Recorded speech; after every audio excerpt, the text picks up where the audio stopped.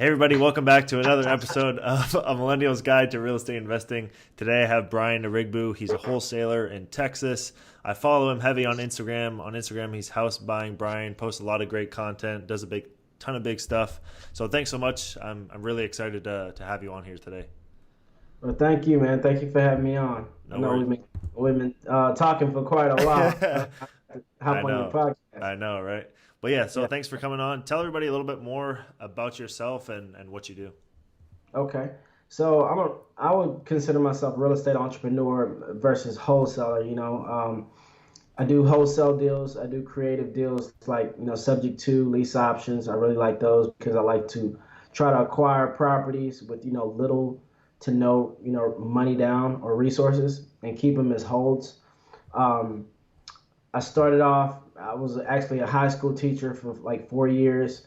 And then I started working in the oil and gas field, got, that six-figure job that everybody was like is the dream. And then I was like, yeah, still don't have enough money. Six figures is not what you thought it was. So then I started looking at other things and everything kind of led back to real estate. So I just gave it a try and it's been about 5 years now.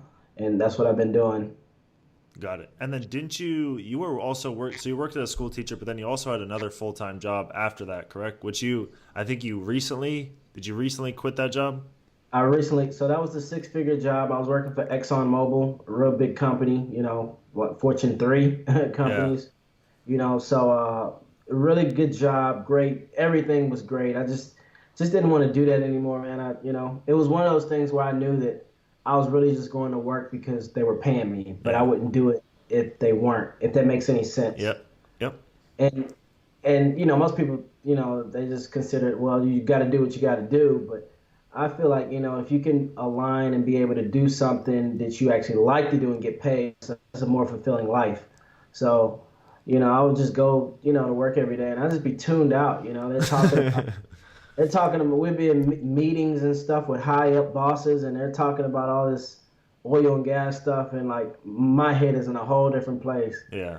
Like, man, I need to get out of here, man. Yeah. And so This is just what did you start doing? You started with the wholesaling while you had that full-time job, and how did you like Absolutely. So in my off hours, man, I would just I would be marketing and finding deals. And when I would get off of work, I would be in my work uniform and go to seller appointments, you know, just like that, and put deals together. And I came to the point where I was like, what is my escape path? And I was like, wholesaling is cool, but you know, I mean, it's still a job, yeah. active income. So I made a goal to, if I can make what I'm making at my job and passive income, then I'll leave, you know. Yeah. Uh, and so, of course, you got all the things that they take out and get taxed real heavily with the W-2 income. But once I reached my goal passively, I left. Awesome. And then so how are you finding when you first started, how are you finding those deals, getting them under contract? Where were you finding your buyers? And then I guess first of all, define what is a wholesaler and what does a wholesale deal look like? And then how did you go about getting those when you first started? Absolutely. So, man, still to this day, man, one of my favorite lead sources is actually Bandit signs. And then you're in a small market. After you do so many deals, you start to get referrals, and referrals are some of the best leads because you don't have the guards up from the sellers. They've already Yeah. warmed up because of someone vouching for your reputation. So those are the ways I was finding them. And as far as a wholesale deal, what it looks like is we're typically assigning these to a cash buyer. So we're getting the deal under contract at a deep discount, and we're assigning our rights to purchase it to a cash buyer for a fee. And what that looks like is, we the 70% rule. Our cash buyer needs to be all in at 70%. So they need to be able to purchase the property, rehab the property, and our assignment fee needs to be in there, all for 70 cent of ARV. Because our cash buyer is looking to purchase the property, rehab it, make it look all HGTV ready, and then put it on the market for the nice family that's looking to move in and Yep. go get a conventional FHA loan or something like that. Got it. Okay, cool. So Bandit signs was actually your number Yeah, one.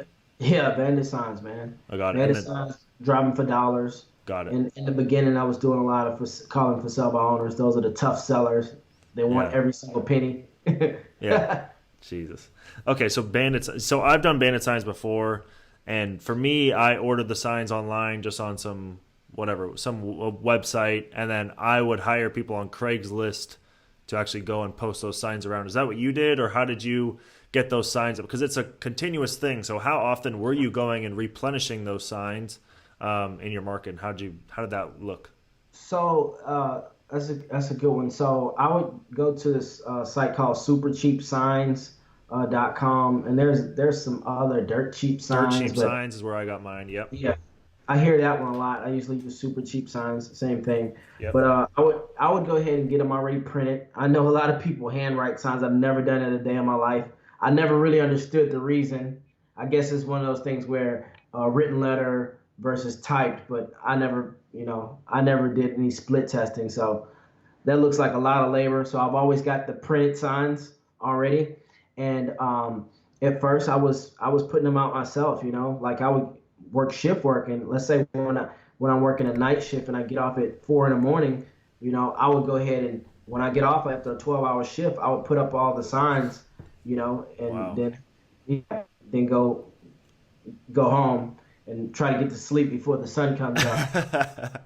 After a while, when I got to the point where I was doing more deals and I just didn't have as much time, I actually, it's funny, I ran across one of my former students from when I was a teacher, and I was paying him a dollar per sign.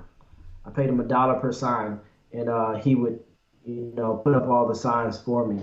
And as far as the frequency, the good thing is that a lot of these signs don't get taken down, so I would put them up as needed. Because there's different strategies. Some people say, oh, put them up on a Friday evening when code enforcement isn't at work, and then pull them up on Sunday evening. That's a lot of, in some markets you may have to do that because they may be more strict as far as fines and stuff. Mine, sometimes they'll get on you and start calling you and everything, but sometimes they'll just let off. And so, as far as the frequency, instead of using stakes, I would use poles because I noticed stakes, they get pulled up quicker. You know what I mean? Maybe haters, maybe the lawn guy use mowing and he pulls it up and doesn't put it back wherever the intersection is.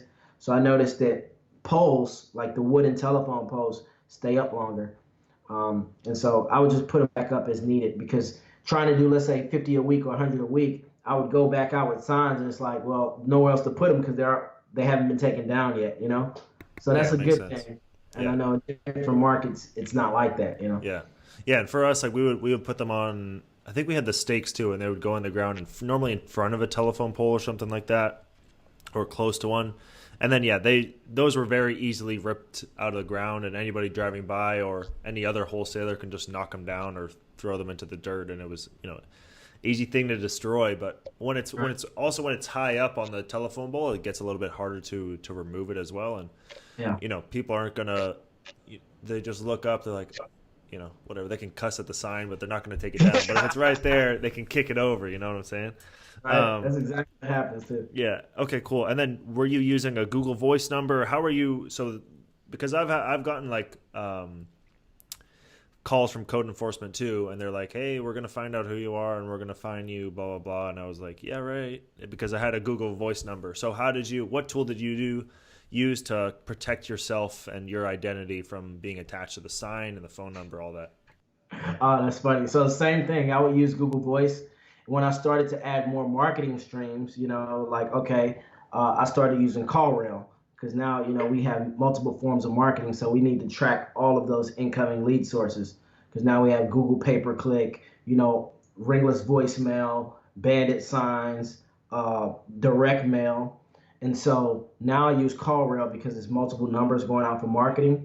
But when they code enforcement, so they won't be calling me directly, they'll be calling that number. But in the event they did call and I end up picking up the phone and then they identified themselves as code enforcement, take them down. This is against our policy, our city ordinances. I would say something along the lines of, yeah, like I don't, I'm just, I just put up signs for this investor. I'm just making a little extra money. I'll pass the message, but yeah, these Okay, got it. Yeah, yeah, I'm yeah. not in charge, basically. Yeah, yeah, yeah. Pass Kind it of off. like the good cop, bad cop. Like Yeah, yeah, I yeah. have no idea. I just put up signs for money. Yeah, yeah, So yeah. I'll actually take the role as the one, just putting the signs up or whatever. Got it. Okay, awesome. Yeah, because I think that's the Or most. the assistant just answering phone calls. Yeah, yeah. She just says, "Oh, yeah, yeah, exactly." Oh no, I Yeah. take Like down your I have no signs. idea. I have no Yeah. control over that, pal. Sorry. Yeah. I don't even put out the signs. I just answer calls. Yeah, yeah, yeah. Yeah, I'm I'm in just the doing what I'm Philippines. hired to Yeah, do. exactly. Okay, cool. And then so you started doing that wholesaling for the Bandit signs. Then what did you mentioned a little bit about subject to and doing some buy and holds and getting the passive income. So how did you make that transition from the strictly wholesaling, strictly fee based to actually moving into making that passive income to allow you to quit your job? What was that path like? Honestly, when I came into, investing, I learned it all at the same time, so it wasn't like I was wholesaling first and started that, when I originally, learned this and was taught, I was taught, hey, we need to find motivated sellers. And when the lead comes in, these are all the different exit strategies. You pick the box that it fits in, you know? And so it really wasn't a transition. That was from but my first few deals only made they were a fit for a wholesale. So my approach is usually if I can wholesale it, make a quick, assignment fee, get in and out, no risk, do it. If Yep. it doesn't fit, I propose other offers for the seller. And it may be something like terms, like owner finance or subject to. Okay. Got it. And of course, with my calculations, the main thing I can get real detailed as far as the analyze the numbers, but it comes down to does it cash flow? Yeah. Does it make does it make money? Does the property pay for itself? Got You it. know? Okay, cool. And then explain what subject to is. Okay. That's basically when you're gonna start making payments on a seller's behalf directly to the bank, but you're the owner. So they deed the property over to you, but you keep the existing mortgage in place. Got it. Okay, cool. And Yeah. then okay, so that was one of the strategies that you were doing. Wasn't there was another strategy that you mentioned as well? So owner finance is Okay. basically the same, the same thing. The seller creates a mortgage for me. They become the bank Yeah. back, and they deed the property over. This is in the case when the properties are free and clear. Got it. So that's one and two. Another one, but it's more so for exit strategy. I usually don't use it for acquisition, but I use it for exit strategy as a lease option. So instead of just your typical rental, where you're factoring in like property management, maintenance, and everything like that, we do a rent to own where we push the maintenance on the tenant. We also collect the non-refundable option deposit up front. Got it. Okay. Yeah. And then we give them the option to exercise, if they like, which the majority never exercises. So Mm-hmm. now you just have a great cash flowing rental. Yep, exactly. Okay, cool. So you were able to over those last four years, was it 5 years? You were able to pick up enough buy and holds in order to quit that job at Exxon. Right, right. Awesome, cool. And then when did you quit that job? Beginning of the March year. 5th, Okay. April, May, yeah, March 5th. Okay, cool. And then have you been doing the same exact strategy, or what's in store for the end of the year for Brian now that you can really double down and scale the hell out of it? What's your plan and what's your strategy for moving forward? So really, it's just kind of more people on my team, so what I mean, more leverage, so people can do the tasks that may take a lot of time away from me. Really getting those systems in place because the whole time I was really like a lone wolf. I would deal with like a VA and an assistant. Because I was working 50 or 70 hours a week.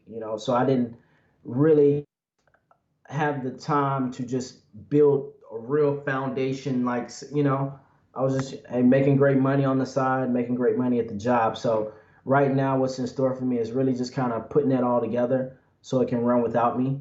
The active part, because the passive runs without me, but the active part. That and recently, I just actually started coaching other people to do what I've done. over the past year, man, I've got hundreds and hundreds of messages of people trying to, ask questions, asking if I mentor, can I help them do this and that?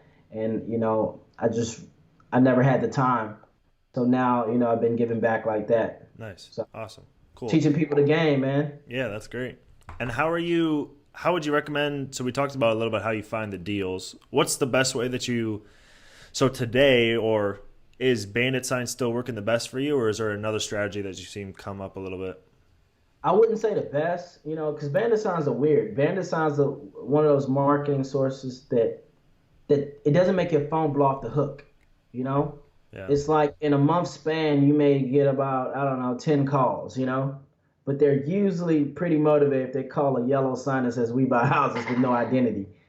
So recently, cold calling, man, it's been great, man, because you get a direct response. You get to find out if they're interested or not right on the spot. So we'll do things like maybe drop for dollars and collect a list of properties that look distressed. Maybe pull records of possible problems like tax delinquent, probates, pre-foreclosures, and just skip trace the numbers, reach out to them and say, hey, I'm a local investor in the area. I was wondering if you was interested in selling your property on 123 Main Street. Yeah. And have you been making those calls, or did you hire somebody? I hired somebody. Locally or out of country? Locally. Okay, good. Yeah. So, I don't like cold calling, but I love going on like sellers appointments, Mm-hmm. And a lot of people does this business virtually, Yeah. and it works extraordinary, especially for scaling. It's funny, even if I got virtual, I think I would did majority virtual. I think just for my own enjoyment, I was still going like solo appointments. I just get a lot of satisfaction, out of it. But actually cold calling somebody, I'm not interested. I don't like it either. I like that first filter to where, someone reaches out to the lead or qualifies the lead. Yeah. Then if they're interested in selling, then I'll talk to them. Gotcha. Okay, cool. And then what's the best way you found to actually find the buyer's leads? So you put something under contract, but how do you get rid of that? If let's say you want to wholesale, for example, how do you get rid of that? How have you found the best way to grow that buyer's list for investors?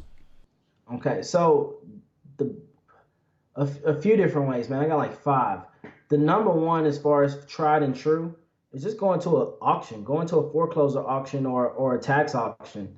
The reason why is because these people. So I know as far as our auctions, anyone can go. It's public, but to actually participate in the auction, you actually have to register, to be, to bid. So those are the people that I'm paying attention to. I'm paying attention to the people that's actually waving their hands and bidding, because I know if they win that bid, they need to have a cashier's check to the courthouse by the end of the day. So there's no way to fake that, because you got a bunch of looky-loos that, say they're cash buyers, but they're not. They may be wholesalers. But these people are legit. They're really buying properties on the spot. So I go to something like that, and it happens every single month. Your tax auctions, your foreclosure auctions. I just pay attention to who's bidding. I approach them like, hey, I find deals like this all the time, like the one you're bidding on. Instead of the competition, would you like me to reach out to you when I get a deal? Boom. That's awesome. That's one.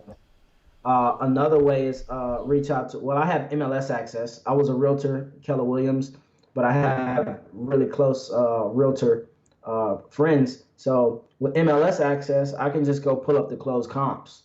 And let's say I can go 90 days back, look at all the closed comps, the closed cash, right? Pull up the address, the owner's address for that property to close. Boom, I reach out to them like, hey, I seen you just bought a property on 123 Sarah Street. It looks like you're an investor. Would you be interested in more deals like that? Same thing with the, going to what's it called? HUD, the housing authority. Going to the local authority. Yep. And go pulling a list of all of the homes that are for rent. All right, and then find out who the owners are of those properties is for rent. Yeah. Okay. A lot of times those are investors. Some have a property for rent by default. Maybe they just had to rent it because they couldn't sell it. But a lot of them are purposely house for cash flow and they're investors. Yep. Agree. So those are a few ways, and also Ghost Bandit signs, man. Those bandit signs that say we buy houses, put a bandit sign out that says 3 bed, 2 bath. You know, asking 59K, ARV 120. Yeah. That's true. Yeah, I never thought of that either. Yeah, I love the courthouse Then idea. they call you and like, hey, I'm calling about that deal. Yeah, we just actually sold that deal, but I can give you a call when the next one Yeah, comes yeah, up. yeah, exactly. Just to grow the list, that's all you need. Yeah, Right, exactly. So that you right. have the biggest list. And I like the idea too of looking at, even other houses for rent, or you said the HUD too. You can see who the property owner is, and it normally has their name and phone number right there. But even if it's just houses for rent, and calling, even if it's the property manager, be like, "Hey, I have the house next door. Can you ask the owner if they want to buy the house next door?" And trust me, they want to manage those houses too. So you can reach out to property management and see if that owner wants to buy the house next door, and then they get management. So it's all, you know, There's so many different ways, yeah, and yeah, yeah. I'm sure people probably talk to you and people like, hey man, it's so hard to find somebody to buy my deals. And I always tell people anything to sell for the right price. Hmm. If it's not selling, it's not a deal. Exactly. You know, and you have so many investors out here looking for a great deal. That should be the last of your worries. Yep. Um, your ideas is like you said, call a property management company and say, hey, you know, I source deals and find deeply discounted properties. Do you guys manage any properties for any investors that would be interested in buying more? Yep. Exactly. Same thing with the title company. The title company is like the foundation of all transactions. They Hmm. see all of the transactions closed. You could go to your escrow agent and say, "Hey, Mrs. Escrow agent, do you have any investor that's buying a lot of properties in this area and probably will want more? Because I got a lot of them I'm trying to get rid of."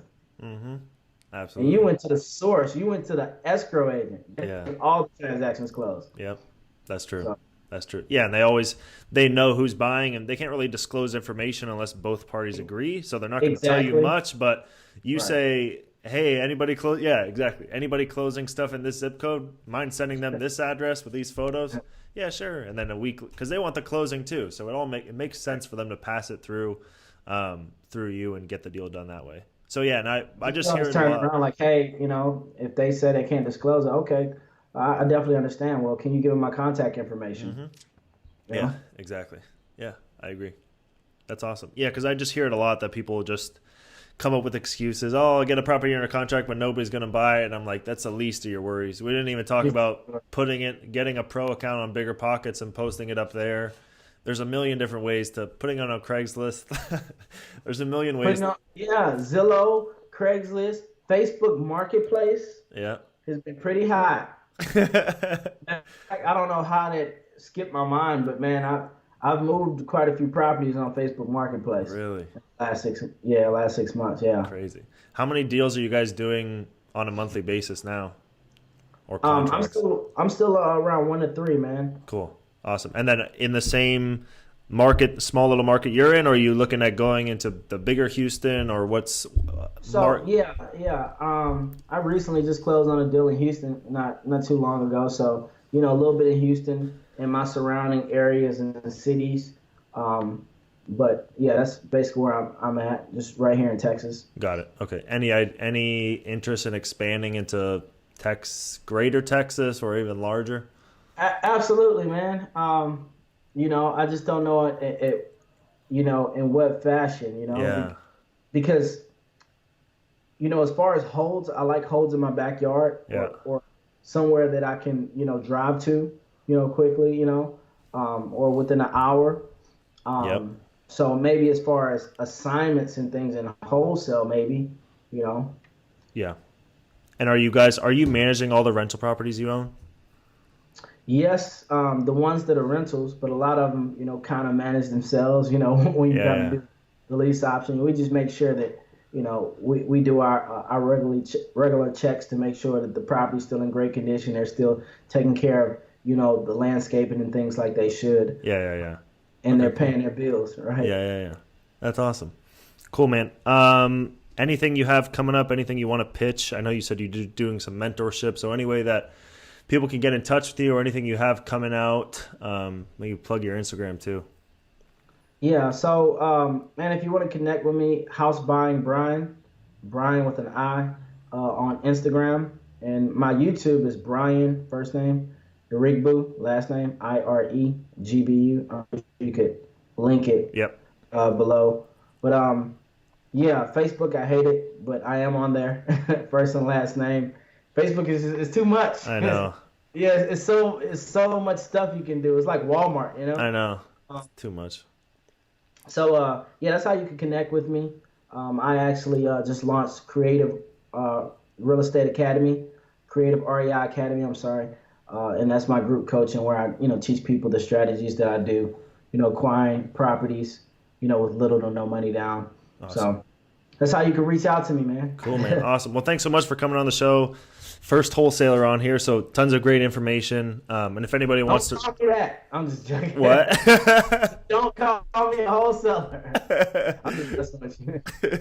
Well, hopefully people will start calling you and reaching out to you, seeing if they can join your course and stuff like that. Brian's a great resource. I would highly encourage following him on Instagram as well. He posts a ton of great content on there on a daily basis. So please reach out to him. Go follow him as well. Thanks so much for coming on the show, Brian. It was great having you. Thank you, man. Thank you.